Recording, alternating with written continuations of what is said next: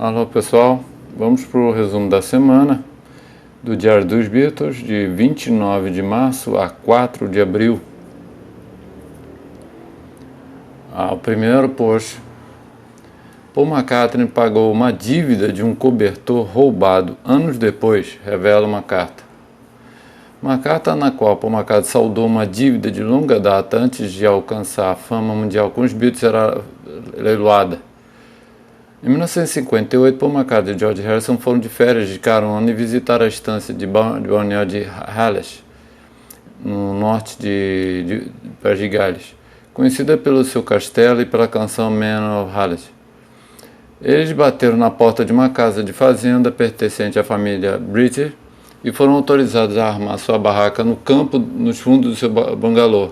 Após uma chuva torrencial na primeira noite, os dois se refugiaram na casa da fazenda e acabaram passando uma semana. Por George, tornaram-se amigos do jovem John Bridger, um músico que mais tarde que fez parte do grupo skiffle local The Vikings, durante uma apresentação no pub do Queen Hotel, do Hotel Queen.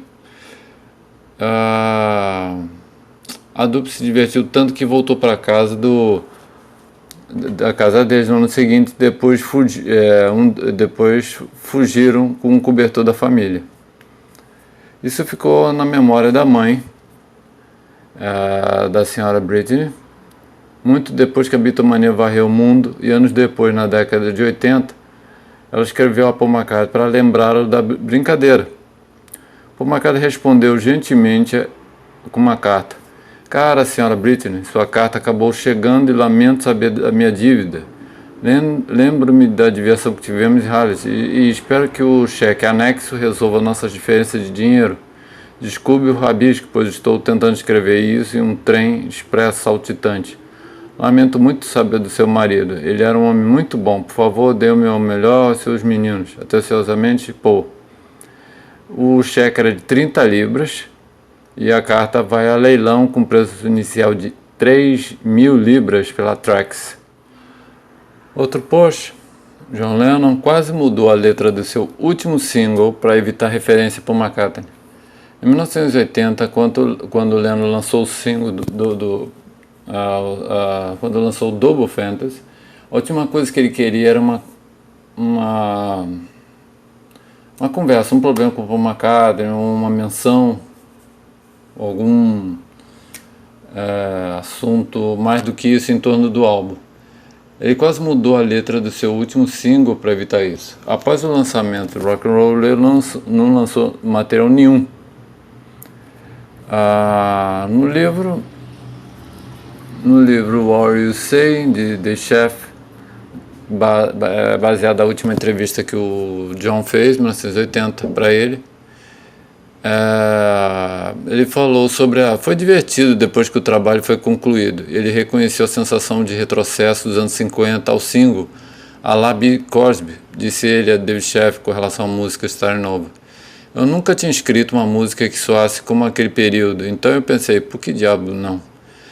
Quando o chefe perguntou se havia algo por trás da letra Spread your wings and fly, abram nossas asas e voe, Lennon riu e disse que não. No entanto, ele considerou que as pessoas poderiam considerá-lo uma referência à banda dos anos 70 de Paul McCartney. Lennon falou que é uma canção de amor sincero e antiquado. Em termos de letra, os ouvintes conseguem um cruzamento para usar as duas faixas de Sinatra da época, Let's Get Away From All e Nice and Easy. Lennon canta sobre voar com seu amor e passar um tempo especial juntos novamente. É seu apelo para voltar aos velhos tempos. Será como recomeçar. Quando Lennon cantou É hora de abrir nossas asas e voar, ele percebeu que as pessoas podiam começar a procurar significados relacionados à banda de Paul McCartney. Aí ele comentou: eu quase tirei a palavra wings, disse Lennon com uma risada, porque eu pensei, Deus, estarão dizendo que é isso sobre o Wings, não tem nada a ver com Wings. Lennon tinha visto e ouvido quase tudo quando se tratava de interpretações líricas, como a Glass Union, mas ele manteve a Wings na letra.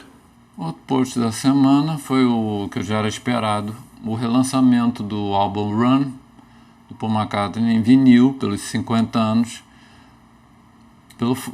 em edição de High Speed, quer dizer, metade da velocidade, quer dizer, a qualidade de som da transferência, né, é muito melhor quando a pressagem. Igual ao McCartney 1, foi relançado pelo site do Paul McCartney, estava à venda, em poucos dias já estava esgotado. Outro post, eu sempre procurando assim coisas com relação ao George Harrison, e sobre qualquer um dos Beatles, né? Mas George Harrison era uma pessoa fechada, muito fechada. Então é bom, a gente vai descobrindo assim, em algumas entrevistas e outras páginas, né, como fazer um bom trabalho, como a George Harrison Stories. Eu postei essa, George Harrison, mestre Jedi. Numa entrevista, o Danny, para Star Wars, ele falou sobre o pai dele. A pergunta do repórter: nessa nota, eu gostaria de perguntar se você não se importa o que seu pai achava dos filmes e se ele gostava deles. Danny respondeu: meu pai adorava Star Wars, sempre gostamos muito do Império, obviamente. Meu pai tinha um jeito de explicar as coisas, ele costumava dizer coisas como: se você falar sobre Deus, você pode ver os dedos dos pés das pessoas se mexerem. Você sabe o que eu quero dizer. Tipo, as pessoas não gostam de usar a palavra Deus, mas se você usar o termo a força, essencialmente para significar exatamente a mesma coisa, ou o universo, é uma coisa mais palatável, que as pessoas sem aflições espirituais, sem afiliações espirituais, ou religiosas, podem apoiar. Algo que ele sempre gostou disso, a maneira como George Lucas explicava essa espiritualidade, porque tornava seu trabalho mais fácil, facilitou a explicação das coisas. Aí o repórter faz a outra pergunta: sempre achei que não havia muita diferença entre My Sweet Lord e Lumi's Begin With. Não, exatamente. Meu pai passava muito tempo no jardim e se eu quisesse encontrá-lo, ele estaria lá no fundo do jardim. Eu também ia à escola aos sábados. Meus amigos acabariam voltando para minha casa no jardim e seria como o crepúsculo de um sábado à noite. E encontraríamos meu pai em algum lugar do jardim. Mais cedo ou mais tarde, isso se transformaria em 5 adolescentes sentados ali, ouvindo colocar as coisas de uma forma bem estilo Obi-Wan Kenobi. Ele tinha esse tipo de gravidade sobre ele. Você sabe, você não mexeu com ele. Ele era duro, mas também era como um pai para todos que conhecia. Ele veio com uma experiência de vida, de ter anos e anos simplesmente da vida mais estranha que qualquer um poderia imaginar. E com isso veio grande sabedoria. Ele se sentaria lá e em pouco tempo seria como uma espécie de aula do mestre Jedi. Estaríamos todos apenas sentados lá, ouvindo, atentos a cada palavra sua, porque ele não falaria sobre coisas que outros pais falariam. Ele falaria sobre milagres, yogis, levitação, voar, projeção astral. Isso para ele não era nada estranho. Mas claro, a geração Star Wars para nós isso foi ótimo. Isso foi simplesmente brilhante. Então, todos meus amigos adorariam vir e sair, ouvindo o velho mago louco no jardim. Outro post, um item bem interessante que vai a leilão. Folha com as instruções de John Lennon e George Harrison para o vídeo de Hello Goodbye vai a leilão. A empresa Trax de leilões do Reino Unido colocou à venda em seu site uma folha de instruções escrita à mão, incrivelmente rara para a filmagem do videoclipe dos Beatles Hello Goodbye. O vídeo foi produzido por Paul McCartney e foi filmado em 10 de novembro de 1967 no Savile Theatre. O título Hello Goodbye e os desenhos no topo da folha foram escritas por John Lennon. As linhas 1, 1 e 2, 4 foram escritas por John Lennon e as linhas 2, 5 e 2, 6 foram escritas por George Harrison. As linhas 2, 7 foram escritas por Mal Evans. Várias partes da letra da música também são escritas à mão na folha. A folha mostra várias aquelas coisas. Na parte onde eles cantam You Say Yes, aí focaliza o Ringo, o John. Aí depois dá um close nas garotas, é o que aparece exatamente, que foi tudo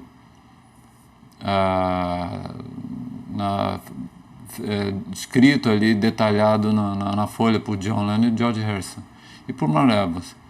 A folha não há preço fixo, a Trax está aceitando as ofertas.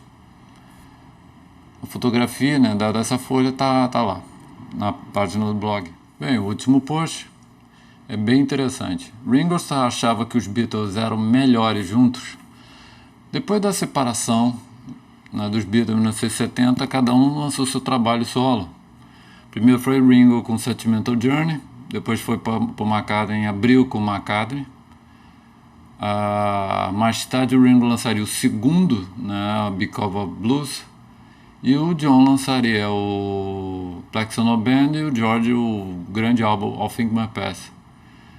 E assim foram lançando seus trabalhos solos, cada um, né? Em 71, Imagine, Paul com Run, o Ringo só com um single Don't Come Easy, e o George com Concert for Bangladesh, e o single Bangladesh. Pois bem, em 1967, Ringo provou que seria uma força na indústria da música como artista solo.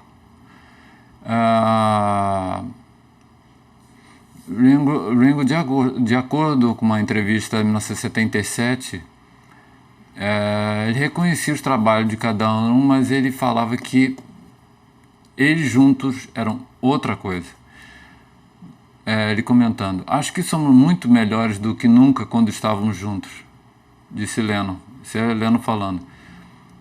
Eu preferia Run, John Lennon, Black Sabbath Band, o álbum do George, o single e os filmes de Ringo do que Let It Be ou Abbey Road. Pois bem, na entrevista para Pass Magazine no final de 1977, Ringo não via dessa forma. Incluindo separadamente, nenhum de nós fez nada tão bom quanto os Beatles. Disse Ringo. Para ele, tudo se resumia à época e a um elemento especial que a banda tinha junto.